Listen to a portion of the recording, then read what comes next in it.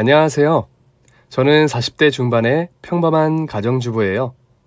저는 얼마 전 하늘이 무너질 정도로 엄청난 일을 겪었습니다. 너무나 사랑했던 남편을 저 세상으로 떠나보낸 일이죠. 둘 사이에 아이는 없었지만 서로 아껴주고 의지하면서 행복한 나날을 보내던 우리 부부는 하루아침에 이승과 저승으로 헤어져 다시는 만날 수 없게 되어버렸습니다. 평소 아픈 곳 없이 건강했던 남편은 평소와 다름없이 출근한다며 집을 나섰다가 교통사고를 당했습니다. 남편의 갑작스러운 죽음을 받아들이기 힘들었던 저는 심장을 칼로 도려내는 것처럼 고통스러웠어요. 차라리 남편을 만나러 천국으로 가고 싶다는 생각에 위험한 상상을 하기도 했지만 결국 남편을 따라 저 세상으로 갈 수는 없었어요. 왜냐면 복수를 해야 했거든요. 그리고 복수의 대상은 바로 남편의 어머니와 누나, 저의 시어머니와 시누이예요.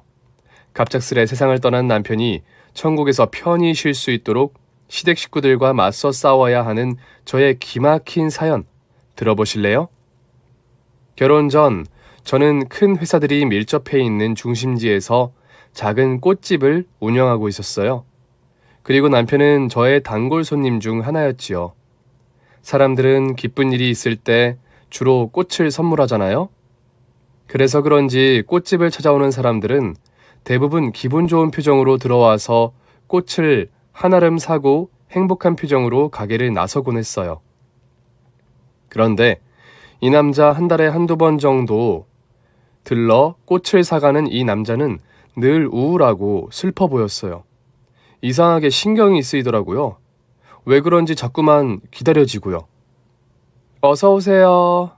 어머, 오랜만에 오셨네요. 꽃다발 하나만 만들어주세요. 항상 만들어주시는 그 사이즈로요. 꽃은 아무거나 싱싱한 걸로. 오늘은 장미가 싱싱해요. 빨간 장미 괜찮으세요? 빨간색? 괜찮을까? 네, 괜찮을 거예요. 그렇게 해주세요. 네, 알겠습니다. 저는 서둘러 꽃을 꺼내서 다듬기 시작했어요. 남자는 오늘도 왠지 모르게 슬퍼 보였어요. 깊은 상처를 내면에 품고 있는 사람 같았지요. 그날따라 무슨 용기가 생긴 건지 저도 모르게 쓸데없는 말이 불쑥 튀어나왔어요. 여자친구분이 꽃을 좋아하시나 봐요. 네? 한 달에 2번 정도는 꽃다발 꼭 사가시잖아요. 여자친구 줄 거 아닌가요? 아닌데요. 그럼 누구, 어머니? 사실은 아버지 묘소에 가져다 드리려는 거예요. 아버지가 생전에 꽃을 좋아하셨거든요. 어머, 멋대로 생각해서 죄송해요. 가슴 아픈 사연이 있으신 줄도 모르고. 괜찮아요. 사실 돌아가신 지는 10년도 넘었어요. 근데 제가 뭔가 고민이 있거나 마음이 허전하면 아버지를 찾아가서 하소연을 하거든요. 전 혼자라 어디 이야기할 곳도 없고 마음을 나눌 사람도 없고 아버지 뵈러 가면 마음이 편해지더라고요.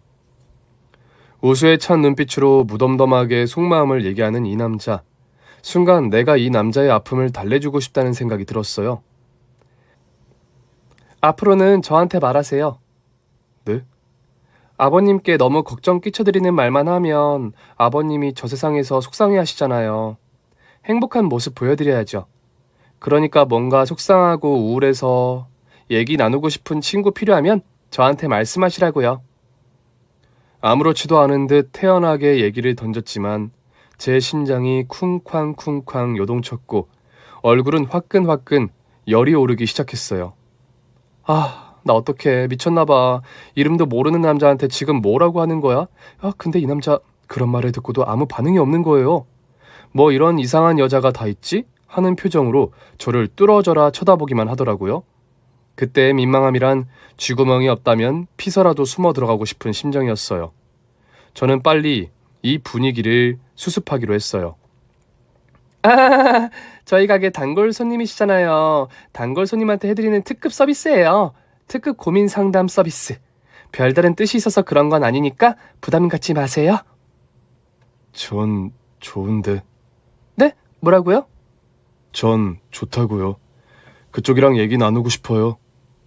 나중에 알고 보니 이 남자도 저에게 호감이 있어서 계속 저희 가게를 찾아오는 거였어요. 2번 중에 한 번은 오직 저를 보기 위해서 꽃을 사러 오는 거였더라고요. 소심한 부끄럼쟁이 같으니라고. 저희 남편은 이렇게 순수하고 착한 남자였어요. 저와 본격적으로 사귀기 시작하면서 남편은 결혼 이야기를 부쩍 많이 꺼냈습니다. 나는 가족 없이 혼자 오래 살아온 사람이라서 빨리 내 가정을 꾸리고 싶어. 자기야, 우리 빨리 결혼하자, 응? 자기랑 헤어져서 아무도 없는 빈집에 들어가는 거 너무 쓸쓸해. 덩그러니 나 혼자 있으니까 많이 외로워. 자기가 내 옆에 있어줘야 돼. 근데 나 꽃집 오픈하느라 모아둔 돈이 하나도 없어.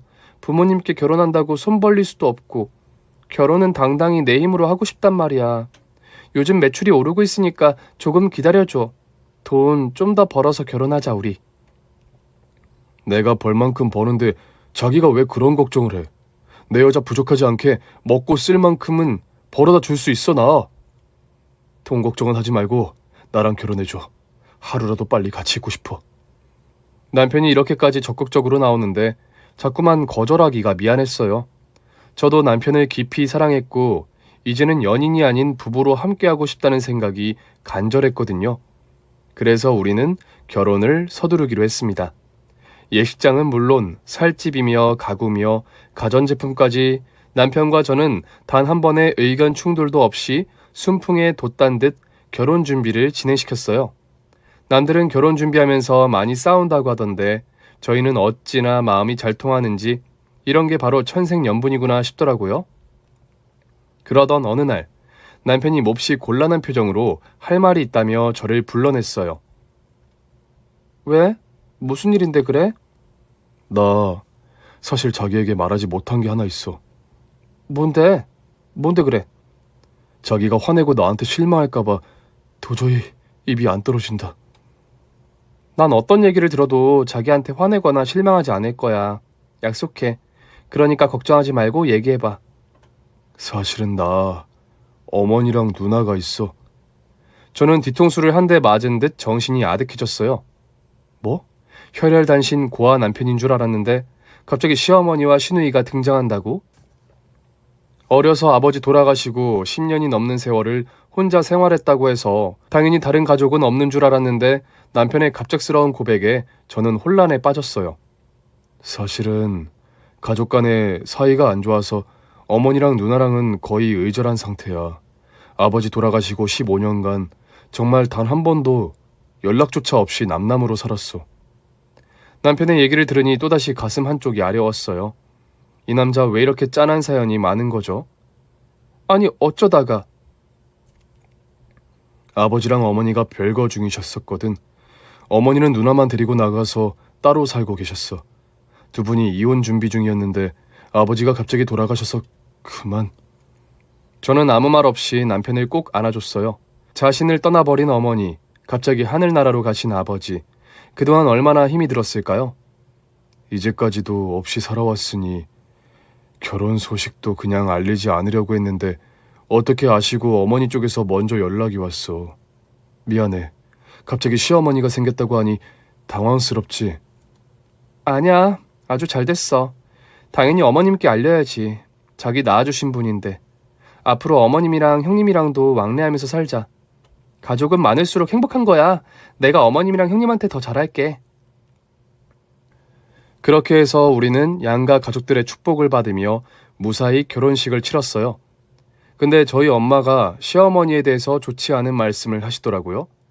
평소에도 남들 뒷얘기 같은 건 절대 안 하시는 분인데 시어머니에 대해서 나쁘게 말씀하시니 뭔가 기분이 찜찜했죠. 너희 시어머니 보통은 넘어. 정신 똑바로 차리고 웬만하면 가까이 하지 마. 최대한 거리 두고 신혼집에도 자꾸 불러들이고 그러지 말고. 엄마, 그런 소리 하지 마요.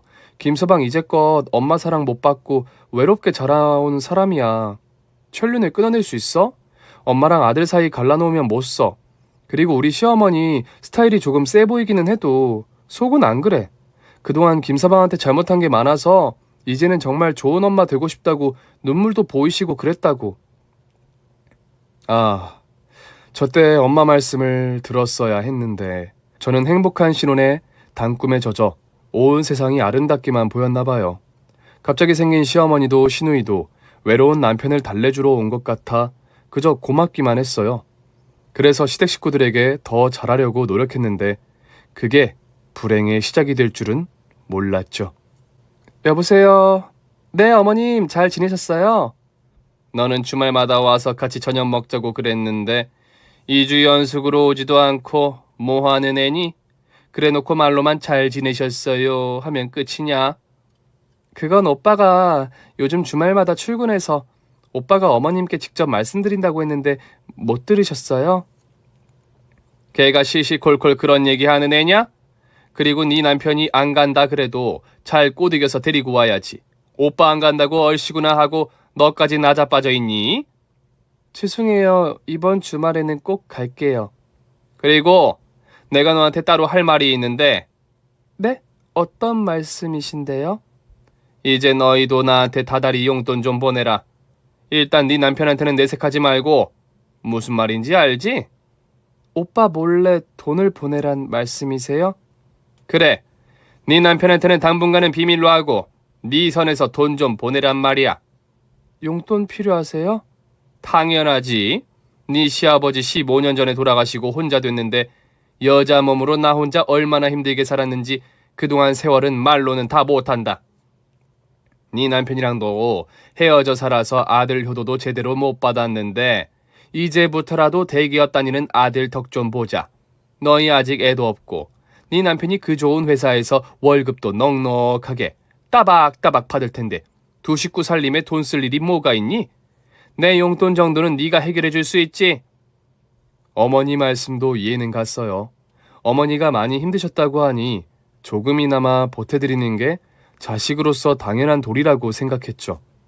더군다나 제가 너무 사랑하는 우리 남편을 이 세상에 태어나게 해주신 분이잖아요. 며느리 노릇 아주 제대로 잘 하고 싶었어요. 네, 알겠어요, 어머니. 그래. 근데 내가 말 꺼내기 전에 네가 알아서 딱딱 챙겼으면 얼마나 좋아? 이런 건 원래 며느리가 알아서 챙기는 건데. 세아가, 네가 좀 둔한 것 같아서 내가 가르쳐주는 거니까 잘 배워. 알았지? 네가 중간에서 처신을 잘해야 우리 가족 사이가 좋아지는 거야. 시댁 식구들이 화목해야 너도 마음 편한 거 아니겠니? 잘 알겠습니다, 어머니. 그럼 주말에 보자. 그리고 그날 저녁 퇴근하고 돌아온 남편에게 저는 슬쩍 운을 띄워봤어요. 이번 주말에 우리 뭐 할까? 자기 뭐 스케줄 있어? 아니, 별다른 일은 없는데. 야외로 나들이 갈까? 아니면 쇼핑 갈래? 내가 가자는 데는 어디든 같이 가줄 거야? 그럼. 약속했다. 나중에 딴말하기 없어. 우리 사모님 어디가 가고 싶으셔서 이러실까? 말해봐. 다 데려가 줄 테니까. 어머님 댁. 거긴 안 돼. 왜? 어머님이 주말에 자기랑 같이 오라고 하셨어. 자기 좋아하는 잡채 해주신대. 우리 결혼하고 한 번도 못 찾아뵈었잖아. 주말마다 오라고 전화하신다고. 자기가 하도 싫다고 하니까 매번 거절하기는 했는데 이제 더는 거절할 핑곗거리도 없어. 우리 딱 한 번만 다녀오자. 밥만 먹고 빨리 오면 되잖아. 형님도 조카들 데리고 오기로 했어. 아, 이번 주말? 나 약속 있는 걸 깜빡했다. 약속? 그래, 이번 주말이 17일이지. 나 동기 모임이야. 못 가. 아무래도 거짓말 같은데 남편은 은근슬쩍 자리를 피해버렸어요. 그 뒤로도 온갖 방법으로 남편을 꼬드겨봤지만 남편은 시댁 행사나 식사 모임같이 어머님이나 형님이랑 같이 마주쳐야 하는 자리는 절대 가지 않았어요. 별의 별 핑계를 다 대면서 빠져나가더라고요. 제 말이라면 뭐든지 다 들어주는 자상한 남편인데 시댁 문제에 있어서만큼은 너무 완강했어요. 긴 세월을 헤어져 있다가 어렵게 다시 만난 가족들인데 자꾸 거리를 두려고 하는 남편이 조금 이해되지 않았죠. 자기가 계속 이렇게 고집 부리면 중간에서 나만 입장 곤란해져. 오늘도 어머님이 전화와서 이번에는 꼭 같이 와야 한다고 역정내셨다고. 자기 못 데려오면 나는 며느리 할 일도 제대로 못하는 나쁜 며느리가 되는 거라고. 자기는 신경 쓰지 마. 내가 어머니랑 통화할게. 앞으로 어머니가 또 뭐라고 해도 내가 안 가겠다 한다고 내 핑계대. 그러지 말고 어머니랑 잘 지내보자. 화목한 가정 만들고 싶다면서. 어머니도 자기가 얼마나 보고 싶으면 그러시겠어. 어머니가 그래? 나 보고 싶다고? 아니, 직접 말씀은 안 했지만 보고 싶으니까 자꾸 오라고 하시는 거겠지 뭐. 아무튼 나는 안 가. 자기도 어머니랑 너무 가까이 지낼 필요 없어. 잘 하려고 애쓰지도 말고. 아유, 남편은 이렇게 시댁 식구들 얘기만 나오면 단칼에 잘라냈어요. 다른 여자들은 시월드에 가기 싫어서 남편이랑 부부싸움도 많이 한다던데 저는 오히려 제가 시월드에 가자고 남편을 졸라 대해한다니 이게 무슨 일인가요? 그런데 이런 제 사정을 아는지 모르는지 시댁에서는 자꾸만 도를 넘는 무리한 요구를 해와서 중간에서 제 입장이 정말 난처할 때가 많았어요. 한 번은 신우이에게 전화가 와서 통화를 했는데 남편이 귀를 쫑긋 세우고 다 듣고 있었나 봐요. 네? 네. 월요일에요? 그날 별일 없기는 한데. 알겠어요, 형님. 제가 가서 해드릴게요. 네. 들어가세요. 설마 누나 전화야? 왜? 무슨 일인데? 형님이 다음 주에 집에 와서 반찬 좀 해줄 수 없냐고 하셔서. 뭐? 자기가 무슨 그 집 도우미 아줌마야? 반찬을 왜 해다 바쳐? 지난번에 한 번 해서 보내드렸는데 맛있었나 봐. 절대 해주지 마. 알았어? 당신 내 말 안 듣고 가서 반찬하면 나 진짜 화낼 거야. 우리 남편 속마음도 이해는 가요. 어머니가 자신을 버리고 누나만 데리고 집을 나갔으니 어머니랑 누나가 그리우면서도 마음 한편으로 얼마나 미웠겠어요. 하지만 가족들을 원망하고 미워하면서 사는 건 불행한 삶이에요. 내 남편을 행복하게 해주고 싶다. 마음속의 상처를 말끔히 치유해주고 싶다. 저는 오직 그 생각뿐이었어요. 남편과 시댁 식구들과의 관계가 회복되어야만 남편의 응어리진 마음이 풀리고 상처가 아물 것 같았죠. 남편의 행복을 위해 아내인 제가 나서야만 했어요. 그래서 저는 고민 끝에 큰맘 먹고 회사에 있는 남편에게 전화를 걸었죠. 자기 바빠? 아니야, 괜찮아. 왜? 무슨 일 있어? 아니, 나 자기 회사 앞에 있는 그 한식 레스토랑 생각나서. 우리 자기 갈비찜 먹고 싶구나? 오늘 저녁 때 시간 돼? 그래, 일찍 정리하고 나갈게. 7시까지 회사 앞으로 와. 저녁 시간에 사람 많을지도 모르니까 내가 먼저 가서 자리 잡고 있을게. 오케이, 이따 봐요. 작전 성공. 저는 예쁘게 차려입고 약속 장소로 갔어요. 그리고 약속 시간 딱 맞춰 들어오는 남편을 발견하고 반갑게 손을 흔들었어요. 여기야, 여기. 남편 역시 저를 발견하고 얼굴에 환한 미소를 띠며 저에게로 걸어오다가 이내 얼굴이 굳어졌어요. 제 옆에 있는 시어머니와 시누이를 발견한 거예요. 이게 지금 무슨 상황이야? 맛있는 거 같이 먹으면 좋잖아. 내가 어머님이랑 형님 나오시라고 했어. 아, 배고프다. 우리 얼른 밥 먹자. 저는 최대한 밝게 웃으며 남편의 팔을 잡아 끌었어요. 그러나 남편은 옴짝달싹하지 않고 그 자리에 버티고 서서 무서운 얼굴로 저에게 말했습니다. 나 먼저 나가서 차 빼고 있을 테니까 빨리 따라 나와. 알았지? 그리고는 어머니와 형님께 가볍게 고개만 까딱하고는 그대로 밖으로 나가버렸습니다. 저기야! 어떡하지? 저는 그냥 오빠랑 어머님이랑 화해의 자리를 마련하고 싶었는데 죄송해요, 어머니. 오늘은 안 될 것 같아요. 오빠가 화가 많이 났나 봐요. 제가 다시 연락드릴게요. 너는 남편 하나 제대로 구워 삶지를 못하고 이게 무슨 꼴이니? 죄송합니다, 어머니. 기왕 온 거 우리는 먹고 가자, 엄마. 옳게. 갈비찜 대짜로 계산 좀 하고 가. 알았지?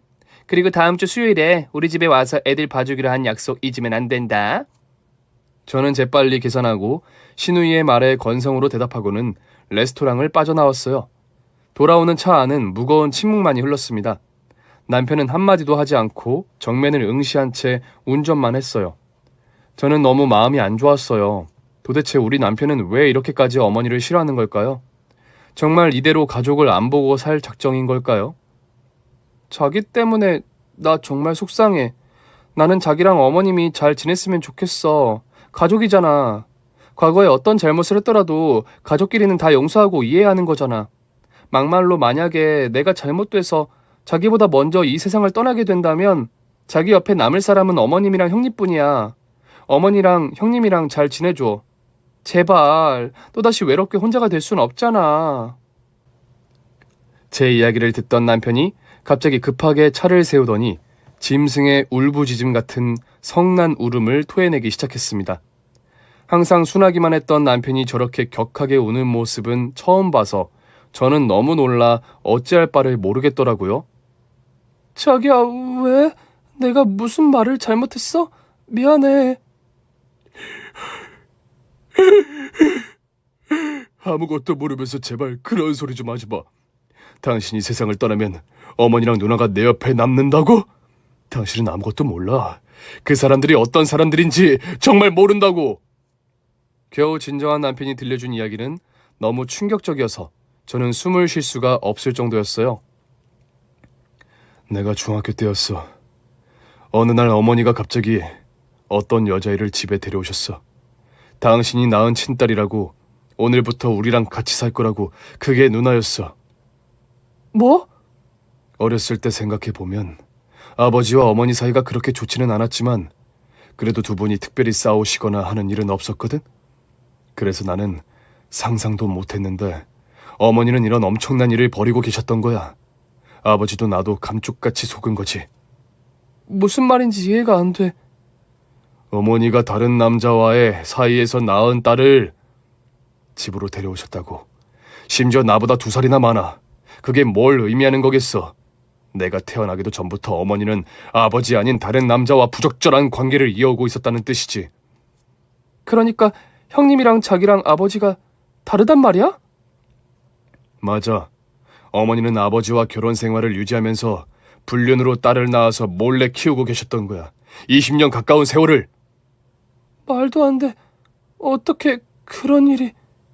그 사건 때문에 두 분은 결국 별거를 하셨고 이혼을 진행하는 과정에서 아버지가 극심한 스트레스에 시달리셨나 봐. 어느 날 갑자기 뇌출혈로 쓰러지셨는데 다시는 깨어나시지 못했어. 나한테 유언 한마디 남기지 못하고 떠나신 거야. 아버지는 어머니가 죽인 거나 다름없어. 나는 절대 그 여자 용서 못해. 심지어 아버지 유산만 챙기고 혼자 남은 나를 거두지도 않았어. 물론 따라갈 마음도 없었지만 말이야. 저는 엉엉 울면서 남편을 꼭 끌어안았어요. 이제야 남편이 어머니를 왜 그렇게 밀어내는지 이해하고도 남겠더라고요. 남편의 상처를 더욱 아프게 한 건 저였던 것 같아요. 원수나 다름없는 어머니와 누나를 가족이네 뭐네 하면서 자꾸 떠올리게 했으니까요. 너무 미안해. 내가 잘못했어. 아무것도 모르면서 괜히 나서서 내가 당신을 더 힘들게 했어. 앞으로 절대 그 사람들이랑은 마주치지 말자. 입에 올리지도 말고 생각도 하지 말자. 이제 다시는 힘들게 하지 않을게. 우리 둘만 바라보고 살자. 미안해. 그날 이후로 어머니와 형님은 더욱 집요하게 연락을 해왔지만 저는 독해지기로 마음먹었어요. 이 질긴 악연의 고리를 끊어내고 남편을 자유롭게 해줄 사람은 저밖에 없다고 생각했거든요. 저는 시어머니와 시누이의 연락을 피하기 시작했어요. 전화도 문자도 모른 척 모두 씹었죠. 두 사람은 남편에게 직접 전화를 걸 염치는 없었는지 저만 들들 볶았어요. 그래도 자기들 마음대로 되지 않으니까 남편이 출근하고 난 틈을 타 저희 신혼집까지 쳐들어왔어요. 누구세요? 나다. 어서 문 열어라. 제가 너무 놀라 문을 여니 시어머니와 시누이가 화가 잔뜩 나서는 집안으로 들이닥쳤습니다. 연락도 없이 어쩐 일이세요? 연락? 연락? 그렇게 전화를 해대도 다 씹어제낀 건 너 아니냐? 지난번에 식당에서 그러고 나갔으면 어쨌다 저쨌다 전화라도 한 통 해줘야지. 지가 먼저 연락하기는커녕 시엠이 전화도 무시하고 씹어버려. 지금 뭐 하자는 짓이야? 저한테 이러지 마세요. 저 어머님과 말하고 싶지 않아요. 뭐야 올케? 지금 시댁 식구들 대하는 태도 어디서 배워먹었어? 지금 우리 집안 무시해? 애 봐주겠다고 한 약속도 일방적으로 펑크내고 내가 그날 얼마나 곤란했는지 알아? 죄송하지만 나가주세요. 오빠가 두 분과 연 끊으라고 했어요. 저 어머니가 불륜을 저지른 과거사부터 아버님 돌아가시고 오빠랑 남남처럼 살게 된 얘기, 형님이 누구 자식인지까지 전부 다 들었습니다. 사람으로서 최소한의 양심이라도 있으면 여기 와서 이러시면 안 되죠. 뭐야? 엄마, 얘가 지금 뭐라는 거야? 미친 거 아니야? 나중에 어머님 돌아가시면 그때나 연락 주세요. 빈소는 저희가 지킬게요. 어머님 빈소 지킬 아들이라도 남겨두고 싶으시면 살아계신 한은 연락하지 마시고요. 한 번만 더 찾아와서 행패 부리면 저도 지금처럼 예의 바르게는 못 대해드려요. 그러니까 연 끊고 각자 조용히 사시자고요. 저는 분을 못 이겨 부들부들 떠는 시어머니와 발악하는 시누이를 대문 밖으로 내쫓았습니다. 그날 이후로 시댁과는 완전히 연을 끊고 우리 부부는 서로만 바라보며 살았습니다. 어머니와 형님 이야기는 입에도 올리지 않았어요. 남편도 심리적으로 많이 안정을 되찾았죠. 내가 자기를 안 만났다면 어떻게 됐을까? 아직도 혼자 많이 외로워하고 있겠지? 설마 다른 여자 만났겠지? 아니야. 내 인생의 여자는 정말 당신 하나뿐이야. 앞으로 죽을 때까지 쭉 내 하나뿐인 가족이자 동반자. 우리 자기 너무 고맙고 사랑해. 나한테는 이제 진짜 당신뿐이야. 행복한 나날들이 계속되었어요. 그러나 너무 행복했던 저희 둘을 신이 질투라도 했던 걸까요? 어느 날 갑자기 엄청난 불행이 제 앞에 나타났습니다. 바로 남편의 교통사고. 다녀올게 하고 손을 흔들며 집을 나서던 그 모습이 남편의 마지막이었습니다. 저는 앞으로 어떻게 살아야 할까요? 삶의 이유도 희망도 저에게는 아무것도 남지 않았습니다. 불현듯 남편이 평생 마음속에 품고 있던 깊은 상처가 생각났습니다. 그 한을 풀지 못하고 저 세상으로 가버렸으니 남편의 넋이 얼마나 원통할까요? 저는 그 한스러운 마음을 풀어주고 싶었습니다. 제가 먼 길 떠나는 남편을 위해 해줄 수 있는 일은 그것뿐이라고 생각했어요. 남편의 어머니와 누나가 남편의 영정 앞에 진심으로 사죄하고 뉘우친다면 우리 남편 저승길이 조금은 편하지 않을까요? 고민 끝에 저는 시어머니와 시누이에게 남편의 부고를 전했습니다. 워낙 독하게 끊어냈던 터라 시어머니와 시누이가 와줄까 반신반의했는데 예상 밖으로 둘 다 대성통곡을 하며 달려왔더라고요. 아니 이게 무슨 일이냐? 이게 갑자기 무슨 일이야? 어머니가 이 사람 마지막 길에 진심으로 사과를 해주셨으면 해요. 사과? 내가 왜 멀쩡한 모자지간 연을 끊어놓은 건 너 아니냐? 아이고 이렇게 어망하게 갈 줄 알았다면 문전박대를 당해도 계속 찾아와 얼굴이라도 몇 번 더 볼걸. 이제는 볼 수도 없고 목소리조차 들을 수도 없구나. 아이고 불쌍한 내 아들아.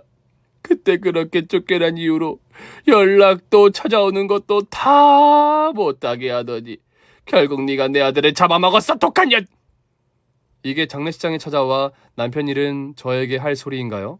그런데 그 뒤에 이어진 시어머니의 말은 더 가관이었습니다. 내가 낳아서 내 손으로 직접 먹이고 입히고 씻겨서 키운 내 아들이다. 내 아들 유산에 내 지분도 엄연히 있는 거야. 내 아들이 벌어놓은 돈 다 내놔라. 너 같은 년한테는 땡전 한 푼 못 준다. 아버님 유산도 전부 챙겼다고 들었는데 이제 내 남편 돈까지 손대려고 그래요? 그 돈 어머니한테 한 푼이라도 가면 우리 오빠 억울해서 눈 못 감아요. 여기가 어디라고 감히 유산 문제를 입에 올려요? 내가 여태껏 키워서 사람 만드느라 들어간 돈이 얼만데 입을 씻으려고 해? 정말 역겨워서 더는 상종 못하겠네요. 어머니란 사람이 어떻게 그런 말을... 하늘이 두렵지도 않아요? 저는 결국 경찰에 불러 발악하는 시어머니와 시누이를 장례식장 밖으로 끌어내버렸어요. 그리고 경호업체에 의뢰해 두 사람이 아예 장례식장 근처에 발도 못 붙이게 했어요. 남편 마지막 가는 길에 단 한 번이라도 진심으로 뉘우치고 사죄하기를 바랐는데 장례식장에서 유산 운운하는 시어머니와 시누이에게 치가 떨렸어요. 그렇게 슬픔과 분노 속에서 장례식이 끝나고 저는 집으로 돌아왔어요. 남편이 입던 옷이며 책이며 남편의 모든 것이 집에 그대로 있는데 그 사람만 없었어요. 저는 이제 어떻게 살아야 할까요? 그토록 사랑했던 남편이 이제는 제 곁에 없다는 사실은 정말 받아들이기 힘들었지만 언제까지나 슬픔에 빠져 허우적대고 있을 수만은 없었어요.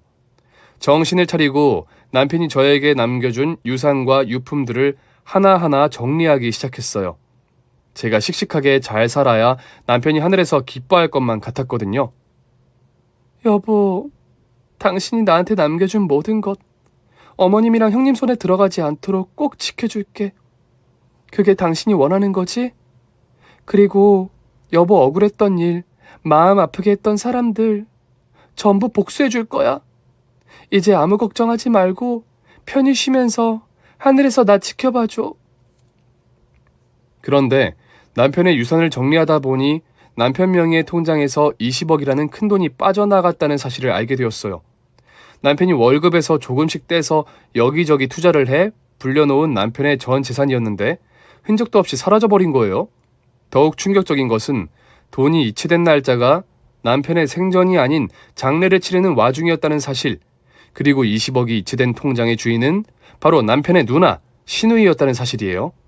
남편의 모든 것을 지켜주겠다고 약속했는데 그 사람들은 제가 생각한 것보다 훨씬 더 악랄하고 지저분했어요. 제가 너무 순진하고 어리석었죠. 저는 당장 신우이에게 연락을 했어요. 오빠 통장에서 형님 통장으로 돈이 빠져나간 걸 확인했어요. 날짜가 장례 치르는 도중이던데 저 세상 떠난 오빠가 돈을 이체해줬을 리도 없고 대체 어떻게 된 거죠? 돈에 관심 없는 척, 고고한 척, 잘난 척은 혼자 다 하더니 탈상한 지 며칠이나 지났다고 그걸 벌써 확인해봤어? 역시 독해. 말 돌리지 말고 제대로 얘기해요. 20억 어떻게 된 거예요? 그 돈 내가 이체한 거 맞아. 그 노트북으로 이체했어. 어차피 올케한테 얘기해봤자 순순히 내놓을 리도 없고 내 입만 아프잖아? 엄마 노후자금 겸 유산으로 나눠드렸다고 생각해. 엄마한테도 상속받을 권리는 있는 거야. 게다가 살아생전 아들놈이 그렇게 속을 썩이면서 효도 한 번을 안 했는데 이 정도 권리는 당연히 챙겨야 하는 거 아니야? 올케가 아무리 울고불고 난리를 쳐봤자 어차피 부부는 남남이지. 자식 잃은 엄마 슬픔에 비하겠어? 아니 그걸 지금 말이라고 해요? 겨우 20억 갖고 유세 떨지 마. 아이고 걔도 참 명이 어쩜 그렇게 짧니? 팔자도 진짜 더럽다. 좀 더 살아서 돈이라도 더 많이 벌어놓고 가지. 왜 벌써 가가지고 꼴랑 20억밖에 못 건졌잖아. 어떻게 사람의 탈을 쓰고 저런 말을 할 수가 있을까요? 아무리 아버지는 다르다고 해도 같은 배에서 나온 동생인데 생면부지의 남이 이런 불행한 일을 당했다고 해도 저런 말은 차마 하지 못했을 거예요. 내 남편이 아침부터 밤까지 힘들게 회사 다니고 여기저기 투자해서 불려놓은 우리의 희망이자 미래였던 돈, 그 돈을 이렇게 눈앞에서 인간 자격도 없는 인간들에게 빼앗길 수는 없었어요.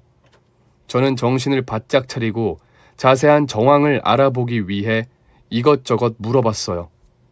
우리 집에 몰래 들어온 건 그렇다 치고 공인인증서 비밀번호 같은 건 어떻게 알아낸 거예요? 뻔하지 뭐. 지 아빠 이름 이니셜이랑 생일이랑 몇 가지 조합해서 넣어보니까 바로 풀리던데 뭘. 단순 무식하기는. 암튼 이제 나는 할 말 없어. 앞으로 연락하지 마.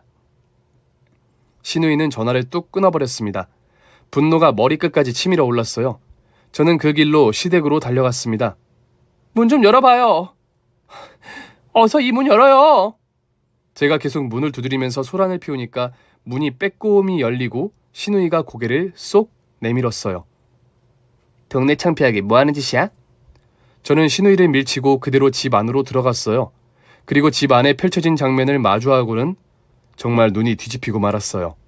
거실 가득 명품 쇼핑백들이 즐비했고 가방이며 옷이며 대충 어림잡아봐도 몇 천은 좋게 될 정도의 명품들이 여기저기 어지럽게 널려 있었어요. 말 그대로 가관이었죠.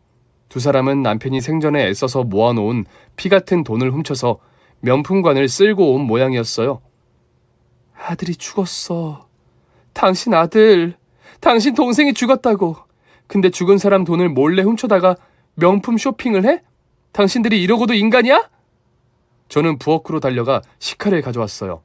그리고는 옷이건 가방이건 손에 잡히는 대로 식칼로 갈갈이 찢어버렸어요. 생각 같아서는 더 무서운 짓도 저지르고 싶었지만 남편의 명예에 먹칠할 수는 없어서 겨우 참았습니다. 찢긴 가방과 옷가지를 붙들고 시어머니가 비명을 질렀고 신우이는 온몸으로 저를 막으려고 했어요. 안 돼, 안 돼. 이게 얼마짜린데 구하기도 힘든 리미티드 에디션이라고. 저는 인간 같지 않은 소리를 짓거리는 신우이의 머리채를 잡고 바닥에 패대기를 쳐버렸습니다. 아이고, 저 독간년이 내 딸 잡네. 당신들 각오해. 소송을 하든 고발을 하든 내가 무슨 수를 써서라도 내 남편이 모아놓은 피 같은 돈 100원짜리 하나까지 다 찾아올 거야. 근데 신우이가 코웃음을 치는 거예요. 하여간 머리가 무식하면 손발이 고생하지. 옳게는 친족 상도례라는 거 몰라? 우린 가족이잖아. 가족끼리는 이런 거 처벌 못해. 할 수 있으면 어디 마음대로 해봐. 이건 또 무슨 청천벽력 같은 소리죠? 친족 상도례? 저 사람들과 제 남편을 묶은 질긴 가족의 끈이 아직도 저를 올가매고 있는 것 같은 기분이 들었어요. 저는 넋이 빠져서 집으로 돌아올 수밖에 없었어요. 여기저기 알아보니 친족 상도례란 직계 혈족이나 배우자 간에 발생한 재산 범죄에 대해서는 그 형이 면제된다는 법이었어요. 신우이 말이 맞았어요. 가족끼리는 아무리 나의 강도 짓을 해도 처벌 못하는 거였어요. 대한민국의 선량한 국민으로서 법이 저의 권리를 지켜줄 줄 알았는데 저는 지금 그 법 때문에 눈앞에서 남편의 20억을 고스란히 빼앗기게 생겼어요. 너무 원통했어요. 하늘에 있는 제 남편은 또 얼마나 억울하고 원통할까요? 저 때문에 남편의 재산이 생전에 남편이 가장 증오하던 사람들의 손에 넘어가게 되었다는 자책감에 너무 괴로웠어요. 그때 불현듯 한 가지 생각이 머릿속을 스쳤습니다. 설마 저는 곧바로 남편의 가족관계 증명서를 확인해봤어요. 그리고 시어머니의 가족관계 증명서도 확인해봤죠. 곧이어 엄청난 반전이 일어났습니다. 저는 그 길로 시댁을 다시 찾아가 신우이의 얼굴에 가족관계 증명서를 내던졌어요. 눈 있으면 똑똑히 보세요. 뭐야? 뭔데 그래? 가족관계 증명서라는 거예요. 한번 잘 보세요. 가족관계 증명서를 받아든 신우이의 얼굴이 흑빛으로 변했어요. 청취자 여러분들 눈치채셨나요? 맞아요. 남편의 누나는 자신의 친부 호적에 올라 있었기 때문에 남편과는 법적으로 가족이 아니었던 거예요. 더 놀라운 건 법적으로 시어머니의 딸도 아니었다는 거죠. 신우이는 정말 이 집안에서 완벽한 남남이었는데 당사자는 그 사실을 전혀 모르고 있었던 거예요. 그러니까 당연히 친족 상도례는 성립되지 않는 거였죠. 어때요? 이해가 돼요? 댁은 우리 가족이 아니란 말씀이에요. 친족 상도례는 가족끼리만 적용된다면서요. 신우이는 미친 사람처럼 길길이 날뛰었어요. 이건 말도 안 돼. 엄마 어떻게 된 거야? 엄마! 뭐라고 말 좀 해봐. 엄마 때문에 나 감옥 가게 생겼다고! 대체 그게 뭔 소리야? 네가 감옥을 왜 가? 누나가 동생한테 유산 받은 게 감옥 갈 일이야? 엄마 아들이랑 나랑은 법적으로 가족이 아니야. 내가 걔 누나가 아니라고. 엄마 가족관계 증명서에 내가 없다고. 나는 도대체 누구 호적에 올라가 있는 거야? 말 좀 해봐 엄마. 미안하다. 너는 태어나자마자 네 친아버지가 데려가서 그쪽 집 호적에 올라 있어. 네 친아버지가 그때 따로 마누라가 있었기 때문에 그 부부가 법적으로 네 엄마 아빠야. 아니 그럼 나는 법적으로 엄마 딸도 아니라는 소리야? 호적 정리 다 됐다며? 이를 이 지경으로 만들면 어떡해? 신우이에겐 안 될 말이지만 이건 어떻게 해도 빠져나올 방법이 없어 보이네요. 그렇죠? 유부녀였던 시어머니가 유부남을 만나 불륜을 저지르면서 신우이를 낳았고 본인 호적에 올릴 수 없으니 상대 불륜남 호적에 올려 그 집 자식으로 키웠다. 그러므로 신우이는 생물학적으로 우리 남편과는 엄마만 같은 절반의 남매지만 법적으로는 전혀 남남이라는 반전 스토리. 그래서 본인 몰래 남편의 돈을 훔친 신우이에게는 친족 상도례가 적용되지 않는다. 이 얘기예요. 정말 때로는 현실이 영화나 드라마보다 훨씬 더 잔인하고 짜릿해요. 안 그런가요? 앞으로 벌어질 모든 일은 당신네가 좋아하는 법대로 처리할 테니까 경찰서에서 봐요. 저는 그날로 신우이를 절도죄로 신고했어요. 시어머니를 상대로 손해배상 청구까지 했고요. 저와 남편을 지키기 위해 저는 법적으로 할 수 있는 모든 조치를 다 취했습니다. 시어머니와 신우이는 법원으로 경찰서로 끌려다니면서 점점 사태의 심각성을 인식했어요. 훔쳐간 20억 토해내는 거로 끝날 사안이 아니었던 거죠. 수천만 원의 손해배상은 물론 신우이는 절도죄로 실형에 처해질 가능성이 크다는 거예요. 금액이 워낙 크고 죄질도 나빴으니 당연한 결과였죠. 발등에 불이 떨어지자 시어머니와 시누이는 저를 찾아와 무릎을 꿇고 싹싹 빌며 매달렸습니다.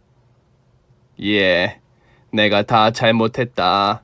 제발 이 고소니 소송이니 다 그만두자. 너만 마음 돌려서 소송 취하해주면 아무 일도 아닌 것처럼 가볍게 넘어갈 수 있어. 그래 옳게. 제발 나랑 합의 좀 해줘. 절도죄는 반의사 불벌죄가 아니라서 합의해도 소용없어요. 그래도 합의해주면 처벌 수위가 낮아질 수 있대. 난 절도한 금액이 너무 높아서 합의 안 해주면 정말 큰일 나. 나 감옥 가면 우리 애들은 어떡해? 옳게 제발. 자식 걱정을 그렇게 하시는 분이 그러게 왜 그런 무서운 짓을 저질러요? 저는 절대 합의 못해요. 반드시 죗값 치르셔야 할 거예요. 아주 혹독하게 철저하게. 형님 멋대로 훔쳐간 우리 돈 20억의 손해배상금까지 더해서 형님 재산 아주 탈탈 털어줄 거예요. 감옥에 앉아서 제가 당한 고통 뼈저리게 느껴봐요. 옛말 틀린 거 하나 없죠? 남의 눈에 눈물 나게 하면 내 눈에서 피눈물 난다는 말. 제가 두 분 때문에 고통당한 거 생각하면 이렇게 마주 앉아 말 섞고 싶지도 않아요. 그래도 우리 남편 혈육이니까. 그러니까 이 정도로 참고 넘어가는 건 줄만 아세요. 예, 아가. 쟤는 그렇다 치고 나는 형사 책임은 없잖니. 제발 손해배상 청구 소송 좀 취하해주라. 늙은 시애미 상대로 이렇게까지 해야겠니? 내가 10억은 돌려줄 테니까 우리 원만하게 합의하자. 내가 네 남편 낳아준 친엄마야. 그래도 네 남편 어렸을 때는 내가 아들이라고 사랑도 많이 주고 최고로만 키웠다. 네 남편이 하늘에서 자기 엄마가 이렇게 당하고 있는 걸 보면 얼마나 슬프겠니? 아니요. 오빠는 슬퍼하지 않을 거예요. 저한테 잘했다고 할 거예요. 뭐야? 너 진짜 끝장을 보자는 거야? 에이! 시어머니가 제 뺨을 때리려고 손을 뻗었지만 저는 당하지 않았어요. 저를 때리려는 시어머니의 손을 낚아챈 후 오히려 제가 시어머니의 뺨을 강하게 후려쳤어요. 시어머니는 그 자리에 주저앉고 말았어요. 아마 충격이 제법 컸겠죠. 이렇게 미쳤어? 누굴 때려? 어머님이 먼저 절 공격하셨어요. 뭐? 너 오늘 진짜 죽어볼래? 형님이야말로 죽고 싶으세요? 형님은 어머니처럼 뺨 한 대로는 안 끝날 거예요. 우리 오빠를 위해서라도 당신 같은 인간들은 절대로 용서 안 해요. 합의? 고수취야? 저는 그런 거 몰라요. 법의 테두리 안에서 끝까지 응징할 거니까 정의가 승리하는 사회 같이 만들어 보자고요. 길고 지루한 법정 싸움이 계속되었어요. 소송은 정말 진흙탕 그 자체였죠. 그동안 법 없이도 평범하게 잘 살아온 저에게 이 모든 법적 다툼의 과정들은 이루 말할 수 없을 정도로 힘들었습니다. 그렇지만 결국 저에게 유리하게 판결을 받으며 이 길고 험난한 싸움에서 승리했어요. 시누이는 징역 3년에 처해지고 남편에게 이혼당했습니다. 이혼하면서 남편 위자료 주랴, 제 피해금과 손해배상금 갚느랴, 빈털터리가 된 채로 지금 수감 중이에요. 저에게 갚아야 할 돈은 아직 산더미같이 남아있죠. 시어머니도 저와의 소송에서 패소했어요. 당연한 결과죠. 지금 시어머니는 빌딩 화장실 청소를 하면서 손해배상액을 갚는 중입니다. 그걸로 살아생전에 다 갚을 수 있을지는 모르겠지만 두 사람 모두 끝까지 털어서 100원 한 장 남김없이 다 받아낼 거예요. 이제 마음이 좀 편해졌냐고요? 아니요. 아직 저의 복수는 끝나지 않았습니다. 시어머니와 시누이가 남편 묘소 앞에서 진심으로 무릎 꿇고 사죄할 때까지 저는 절대로 두 사람을 용서하지 않을 거예요. 그때가 되면 조금은 편안해질 수 있으려나요? 지금까지 저의 슬프고 아픈 사연을 함께 들어주셔서 감사합니다. 때로는 마음속 이야기들을 누구에게 털어놓는 것만으로도 큰 위안이 되더라고요. 여러분도 가슴속에 말 못할 사연을 품고 아파하고 있다면 저처럼 누구에게라도 털어놓으세요. 마음이 한결 편안해질 거예요. 오늘 준비한 사연은 여기까지입니다. 재미있게 들으셨다면 구독과 좋아요, 알림 설정까지 눌러주세요. 그럼 저는 다음 사연으로 찾아뵐게요. 오늘도 건강하고 행복하세요.